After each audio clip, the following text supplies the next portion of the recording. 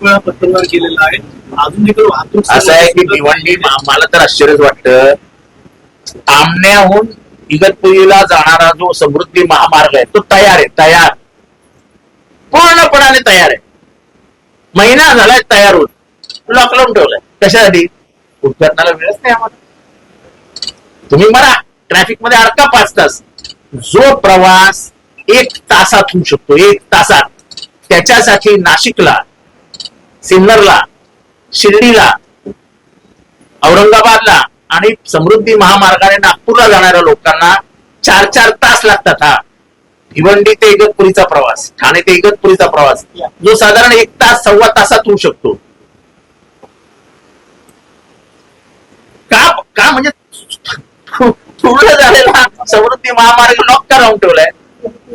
मुहूर्त सापडत नाही का? मुहूर्त म्हणजे मुहूर्त सापडत नाही का, वेळ नाही का, काय नाही, पण काय म्हणजे काय पद्धत आहे?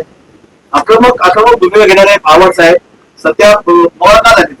मवा म्हणजे काय, मी कालच जाऊन आलो, दमदाटी करून उकडून घेतला महामार्ग, म्हणून तर मला माहिती आहे मार्ग तयार झालाय.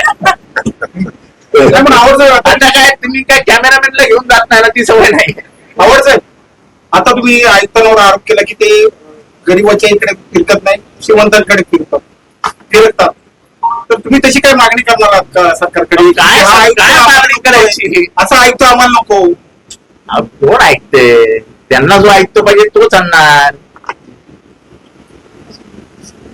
विरोध पक्षात मी माहितीये ना, मला माहितीये ना, अहो साधा निधी देत नाही 5 रुपयाचा, तर आयुक्त कुठणार आमच्या म्हणण्यानुसार आणणार आहेत?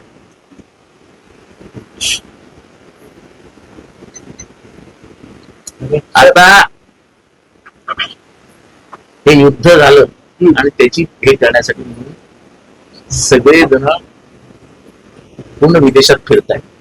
सरकारची भूमिका घेऊन सर्वात चांगलं भाषण कोणाचं झालं माहिती?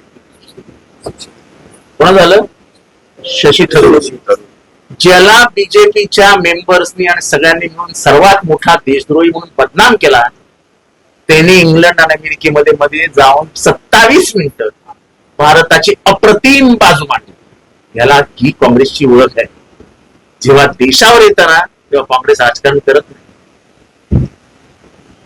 काँग्रेसच्या काळात विरोधी पक्षाच्या आमदारांना निधी मिळाला नाही, फंड मिळाला नाही, त्यांना त्यांची कामं होत नाही, अशी कधीही तक्रार नव्हती.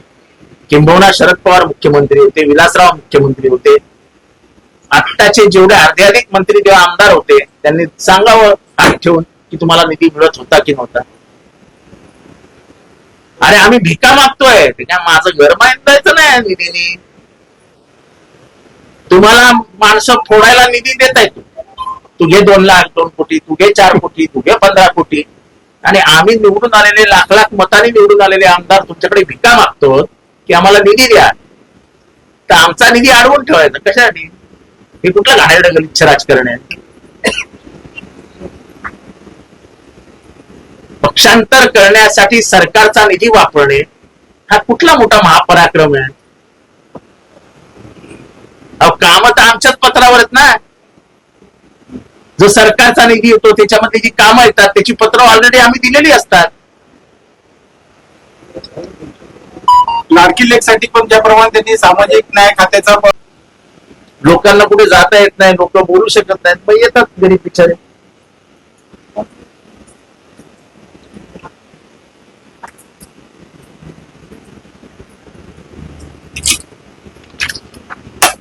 महानगरपालिकेच्या नाले सफाईचा तो बोजवारा वाजलाय, बोजवारा. आणि आम्ही आधीपासून सांगत होतो, जरा आधी करा नाले सफाई, जरा आधी करा नाले सफाई. ऐन पावसाळ्याच्या तोंडावरती नाले सफाईची गाडी सवय महापालिकेला. नाले सफाई म्हणजे हात सफाई आहे, हात सफाई. आता कुठली नाले सफाई झालं असं सांगणार एवढ्या पावसाळ्यात? नाले सफाईवाला बिल टाकणार, ऑलरेडी पाणी नालेत आहे.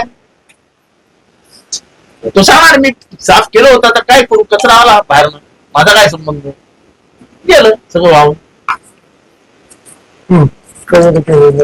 जशी मुंबईत नाली सफाई खात्याने ठेकेदारांची कामगिरी करतात ती तशी ठाण्यात झाली नाही.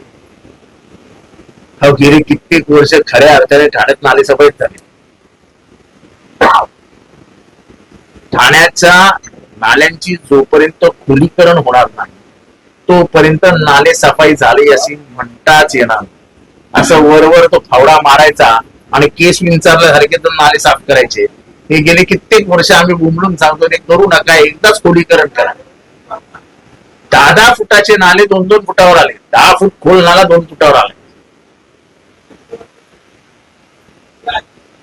आणि ठाण्याचा मुख्य विभाग आहे, त्याच्या अवतीभोवती डोंगर आहेत आणि मग आपण खाडीला जातो. तेवढेच कारणीभूत आहेत का अधिकारीच कारणीभूत आहेत.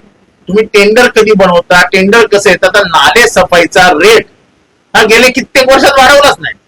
50% बिलो टेंडर. 50% बिलो टेंडरनी कोणाच्या पाणी काम केलंय काय?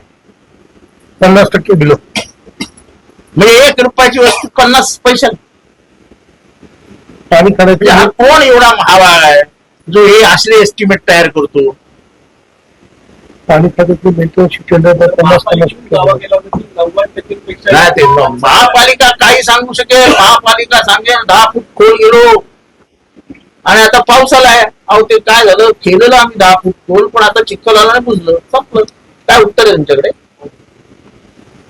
अहो आम्ही त्याला पहिल्यापासून सांगत होतो मार्च एप्रिल मध्ये पासून नाले सफाई सुरू करा, म्हणजे पाऊस येता येता नाले सफाई पूर्ण झालेली असते. ते ऐन टेंडरच पावसाळ्याच्या तोंडावर घालतात.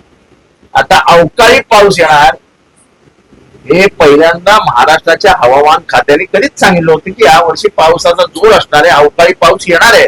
हे काय बहिरे आहेत का इथले लोक?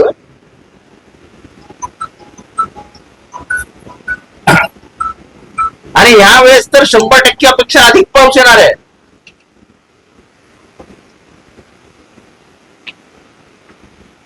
तर कोकणीत आणि वर्तकनगर आणि मुंब्रा परिसरात ठेकेदार पण मिळाले नाले सफाईला. अहो कसे मिळणार? तुमचे रेट तुम्ही रुपया गेले 10 वर्ष रुपयाच ठेवणार, तर कसं काय रेट मिळणार? बाकीकडे तुम्हाला बरोबर रेट वाढवता येतात.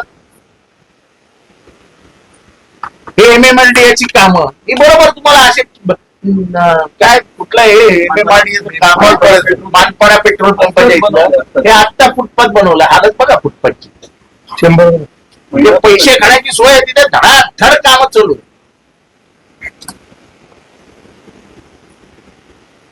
अनधिकृत बांधकाम जोरदार चालू आहेत, जोरदार. पालतूर मध्ये काय, वागळे मध्ये काय, कळव्यात काय, मुंबऱ्यात काय, जोरदार.